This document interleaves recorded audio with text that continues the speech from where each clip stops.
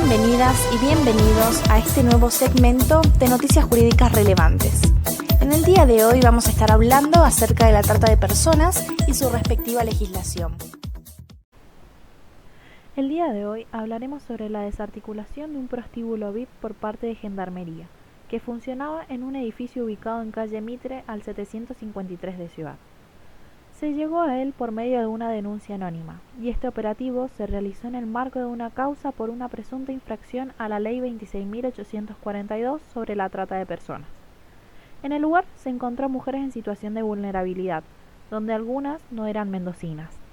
Además se encontró una suma de dinero exorbitante en pesos y un valor extra en dólares, como también elementos de pago electrónicos, sistema de cámaras y documentación.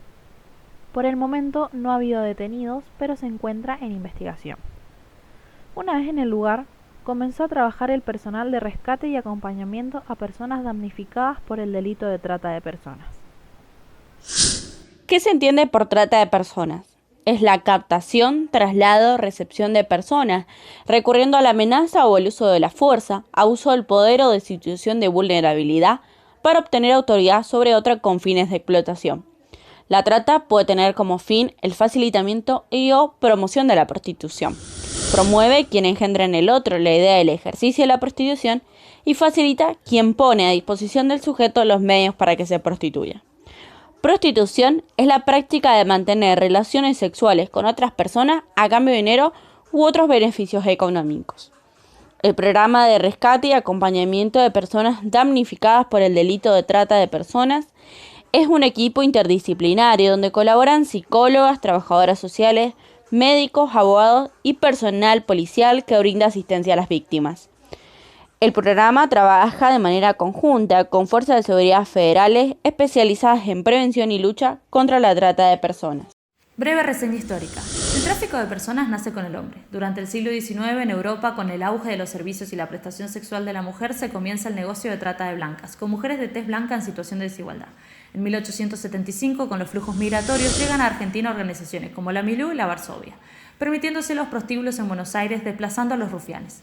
Gracias a los derechos humanos se entiende la trata como un delito. En 1913, la Ley Palacios prevé pena para la prostitución y el proxenetismo. En 1921 se incorporan los artículos 125 y 126 al Código Penal. En 1999 se distingue la trata de menores dentro de los delitos contra la integridad sexual. En los 2000, a nivel internacional, el Protocolo de Palermo sostenía prevenir la trata, proteger a las víctimas y promover la cooperación entre los estados. La Ley 26.364 cambia la rúbrica por delitos contra la libertad, incluyendo otros fines de explotación. En 2012, la Ley 26.842 cambia el paradigma del consentimiento, ya que está viciado porque se está en condiciones de vulnerabilidad. Seguro se estarán preguntando, ¿dónde se encuentra regulada la trata de personas en el derecho argentino? Bueno, esta la encontramos en el artículo 145 del Código Penal, el cual nos dice que será reprimido con una pena de prisión de entre 4 y hasta 8 años aquel que ofreciere, captare, trasladare o recibiere personas con fines de explotación, ya sea dentro del territorio nacional como desde o hacia otros países. También cabe destacar que esta pena aumentará y será de 5 a 10 años en los casos en que se ejerciera algún tipo de intimidación o coerción hacia la víctima, o cuando la víctima fuera una persona embarazada, discapacitada o mayor de 70 años, además de los casos en los que el delito fuera realizado por un funcionario público o algún familiar, ya sea cónyuge, ascendiente, descendiente o afín en línea recta de la víctima. También es muy importante decir que cuando la explotación sea consumada, la pena será de entre 8 y hasta 12 años de prisión. Y en los casos en los que la víctima sea menor de 18 años, la pena será entre 10 y hasta 15 años de prisión.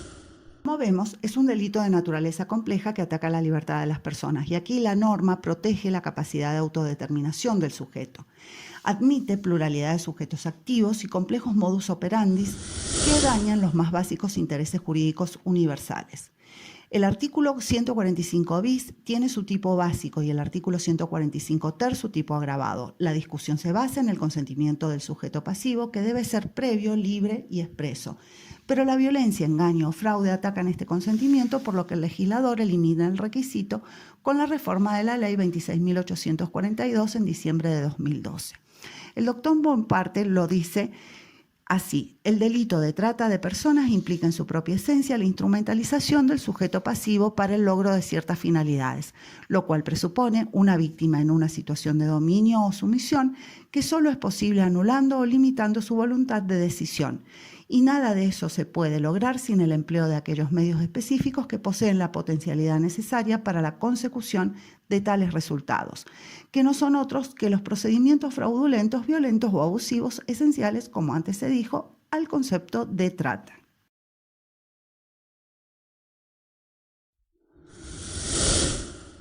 Cuando hablamos sobre la trata de personas, es imposible no pensar, en primer lugar, cuáles son los derechos humanos que se ven afectados. Y como es fácil de suponer, existe una larga lista de derechos humanos vulnerados en esta actividad ilícita, ya que en el momento en que una persona es privada de su libertad y utilizada como un objeto, todos los aspectos de su vida y los derechos que estos involucran se ven afectados. Podemos nombrar principalmente el derecho a la vida, a la integridad física, a la libertad, pero en función de las distintas fases del ciclo de la trata es que entrarán en juego unos u otros derechos. Así, por ejemplo, con las causas de la trata podemos nombrar el derecho a un nivel de vida adecuado, o cuando esté en cuestión el proceso de la trata en sí mismo, es que podemos nombrar el derecho a no ser sometido a esclavitud. Tanto así, cuando se refiere a la respuesta que se le da a la trata, es que podemos nombrar el derecho del sospechoso a un juicio imparcial. Obviamente hay algunos derechos que se van a aplicar de manera más amplia, pero es importante que esta práctica ilegal se analice con un enfoque basado en los derechos humanos, debido a que todos los aspectos de la respuesta nacional, regional e internacional que se le dé va a quedar anclada a los derechos, y las obligaciones establecidas hacia los estados se van a relacionar obligatoriamente con la protección de estos. Todo esto nos lleva a preguntarnos cómo identifico a una víctima de trata, por lo que es importante tener presente algunas de las formas en que las víctimas son controladas. No administra su propio dinero, no tiene control sobre sus documentos, parece estar siempre acompañada, muestra lesiones y comportamientos sumisos, no tiene llaves de su domicilio y tampoco sabe su dirección y no puede comunicarse libremente con su familia. A continuación voy a dar algunas recomendaciones para prevenir la trata de personas, la cual sirve para uno mismo o para sus seres cercanos. Si te ofrecen trabajo, busca la mayor cantidad de información sobre la oferta, el empleador y las condiciones de trabajo. Tened cuidado cuando subís información a las redes sociales, ya sea Facebook, Twitter, Instagram, Tinder, etc.